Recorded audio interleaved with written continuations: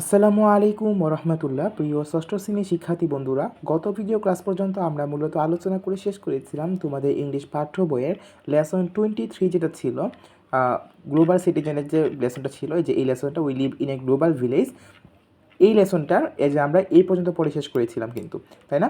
So এবার এই ভিডিওতে আমরা 70 নাম্বার পেজ যেটা রয়েছে বা 70 নাম্বার পেজ যেটা রয়েছে এই পেজে শেষ করব এবং এর মধ্যে দিয়ে মূলত আমরা এই লেসনটা শেষ করে ফেলবো। সো চলো আমরা আমাদের আলোচনা শুরু করে দিই।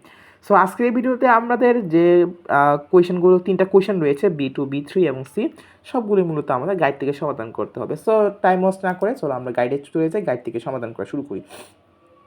সো ফার্স্টে আমাদের B2তে কী বলা হয়েছে খেয়াল করো, read silently the text in B again then ask and answer the following question. অর্থাৎ বি এবং পাঠ্যাংশ যেটা রয়েছে সেটা তোমরা আবার পড়বা নীরবে এবং এখান থেকে আমাদের কোয়েশ্চেনগুলো আনসার করতে বলা হয়েছে। ফার্স্ট কোয়েশ্চেনটা কী বলা হয়েছে, where is Congo? Congo is in Africa.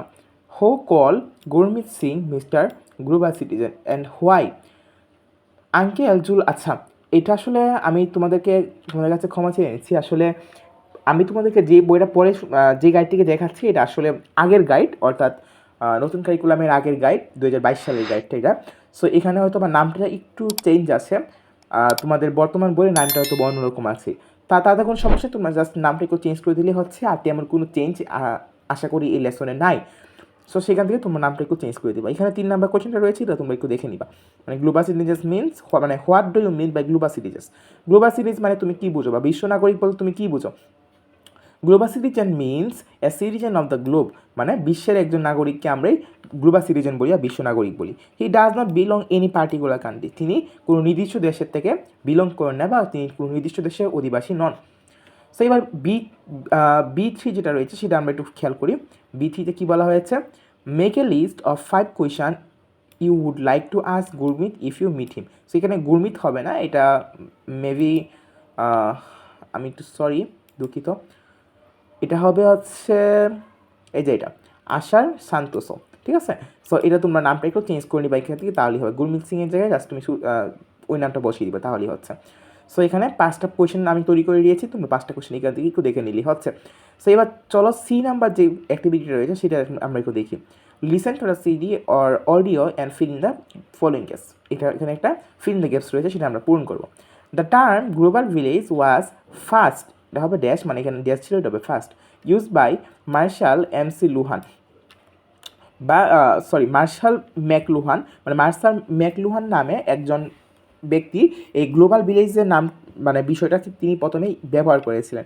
In 1962, মানে 1962 সালে, অ্যান্ড আফটারওয়ার্ড, এবং এর পরবর্তী সময়ে, he wrote 2 books on media and communication, তিনি বিভিন্ন রকম মিডিয়া এবং যোগাযোগ সম্পর্কে কিন্তু তিনি 2টা বই লিখেছিলেন। কে লিখেছিলেন? Marshall McLuhan.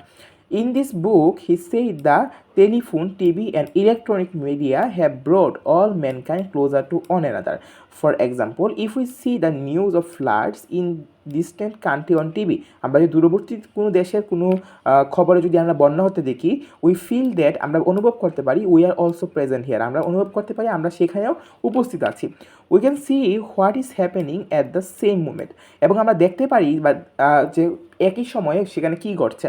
We can share the same suffering with people who are in real crisis or trouble at the moment, এবং আমরা সেই মানুষগুলোর সাথে মানে নিজেদের অনুভূতি শেয়ার করতে পারি যারা আসলে সত্যিকারে সেই বিপদে পড়েছে। McLuhan believe that electronic media would make the world in a global base, মানে ম্যাকলুহান বিশ্বাস করতেন যে এই ইলেকট্রনিক মিডিয়া বা ইলেকট্রনিক যে মিডিয়াগুলো রয়েছে সেগুলো আমাদের পৃথিবীকে একটা, মানে গ্লোবাল ভিলেজ মানে কি, একটা বৈশ্বিক গ্রামে পরিণত করেছে, মানে পুরো পৃথিবীতে একটা গ্রাম, পৃথিবীতে কোনো দেশ না, জাস্ট পুরো পৃথিবীতে একটা গ্রাম, এটাই হচ্ছে গ্লোবাল ভিলেজ।